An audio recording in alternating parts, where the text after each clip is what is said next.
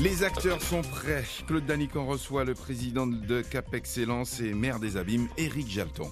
Éric Jalton, bonjour. Bonjour Claude Danican, bonjour Guadeloupe Première Radio.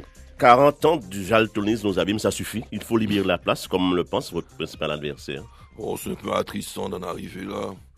Monsieur Frédéric Jalton a été ancien maire, a été élu pendant 28 ans. Il était maire des Abîmes.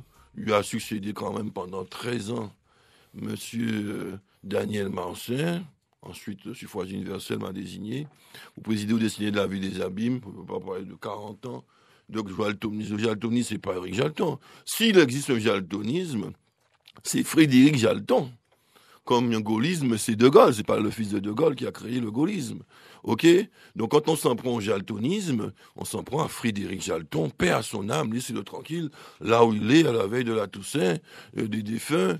Je demande un peu de paix pour Frédéric Jalton. Il a bien travaillé, il avait ses défauts, il a fait des erreurs comme tout homme, tout grand homme, mais il a quand même bien servi son pays, sa commune, ok? Donc je demande qu'on arrête. Monsieur Servat a déclaré sous les médias, c'est incontestable, que la première action qu'il réalisait à Silimer, des Abîmes, c'est de débaptiser la place qu'on a baptisée Frédéric Jalton, passe.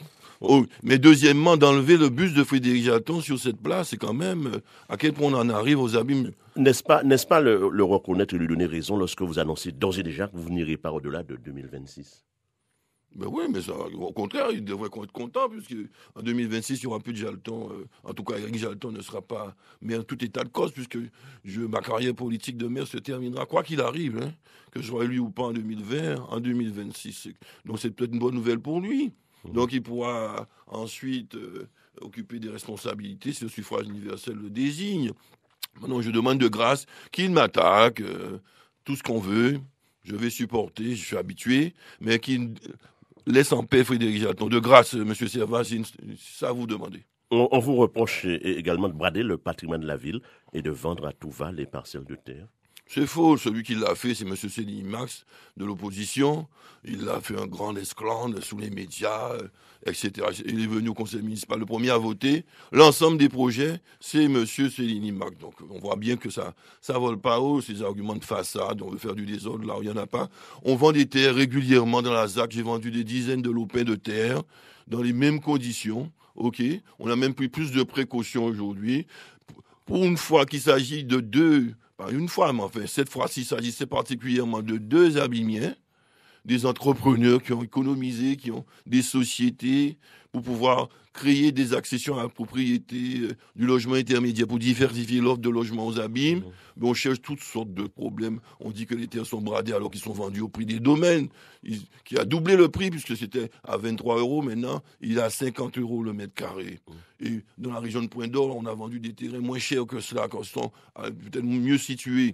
Donc, c'est pas sérieux. Donc, il faut quand même que les Abîmiens puissent investir chez eux. Lors du récent conseil municipal, justement, dont vous faites allusion, on s'est grogné quelque peu. Il y a la position, vous l'avez dit, de Céline, mais il y a aussi la position tranchée de Claudel Delmo. On ne lui pas la possibilité de non, Delmo n'a pas voté contre, il s'est abstenu simplement. Mais il a une position. Oui, mais bien sûr. Moi, je ne suis pas la dictature chez moi. La preuve, on est en bon terme, on va pour le conseil municipal, on s'est vu. Il va même contribuer à consolider encore davantage, sécuriser pour éviter toute spéculation de ce que nous avons déjà fait. Donc, il continue à bosser. Donc, ce ne sont pas là les prémices d'une nouvelle fondée. Claudel est dans la majorité.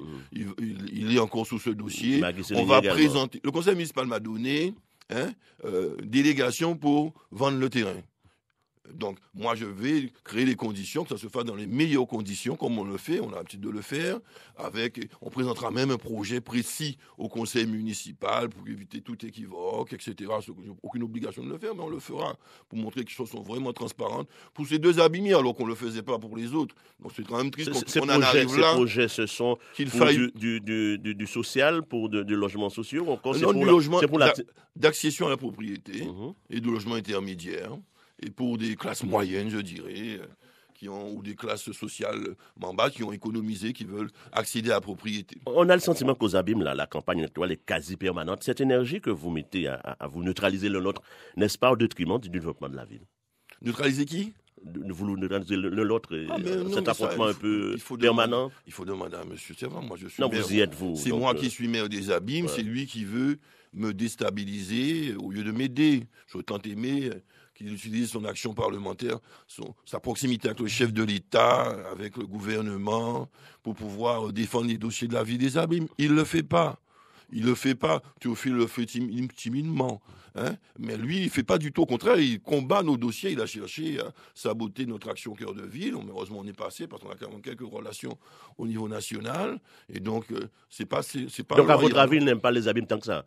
Il aime les abîmes, je suppose. C'est un abîmien, je suppose quand même. Je ne ferai pas le procès de ne pas aimer les abîmes. Mais disons que c'est Éric Jalton qui n'aime pas. Il veut la place d'Éric Jalton. Il veut être calife à la place du calife, quitte à marcher sur le ventre de ses proches. Donc, vous êtes à l'œuvre, vous continuez à développer la ville. C'est quoi la nouvelle étape?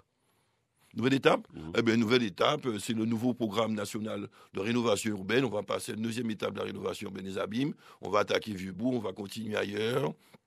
On va également, avec Cœur de Ville, on va s'attaquer au centre-bourg de nouveau, après cette première étape usable, pour revitaliser le commerce, les professions libérales, pour créer de l'activité, pour vraiment faire un bourg encore plus attractif qu'il ne l'est aujourd'hui avec ce qu'on a déjà fait.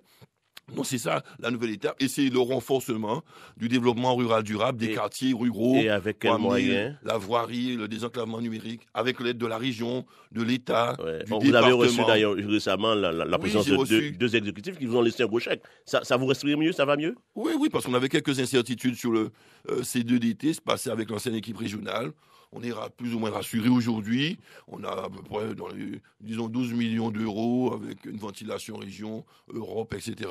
On va pouvoir travailler. C'est pas aussi parfait que le C2DT, mais c'est mieux que rien, et ça nous évite des procédures juridiques avec la région qui auraient été vraiment détestables. Donc, je le disais, vous respirez bien, donc tout va bien avec l'aide des collectivités, et vous, la tête de Cap Excellence qui arrose les abîmes quelque part. Donc, j'espère bien que Cap Excellence aide à pas arroser, aide, accompagne logistiquement dans l'expertise et financièrement les abîmes comme il le fait pour Bémao, qui vient d'arriver, comme il le fait pour Pointe-à-Pitre, avec qui nous avons commencé depuis 2008. C'est la moindre des choses.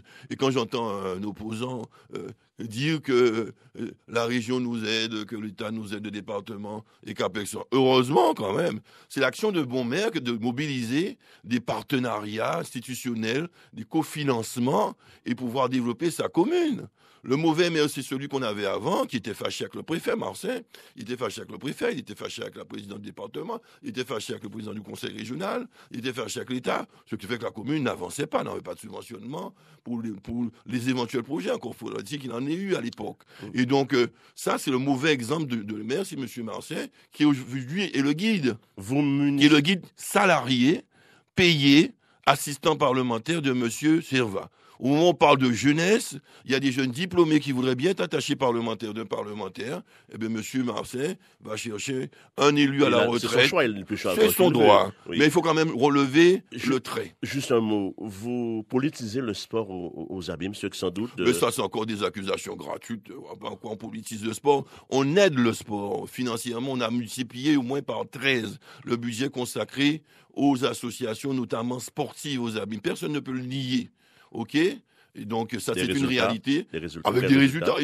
J'ai entendu M. Servat dire qu'il n'y a pas de résultats, mais c'est quand même faire insulte à nos champions. On les a célébrés récemment. On a des dizaines et des dizaines de champions collectivement et un individuel. Et dire comme ça qu'on n'a pas de résultats, comme quoi les sportifs seraient nuls aux abîmes, c'est vraiment scandaleux. Et moi, je prends la défense du monde sportif. Je félicite nos sportifs pour leurs bons résultats. Les clubs, les bénévoles qui sont bénévolement aux côtés des sportifs, je leur dis, allez-y, ne vous découragez pas, nous sommes avec nous sommes avec vous, on va continuer à vous aider. Éric Jalton, merci et bonne journée. Bonne journée à vous.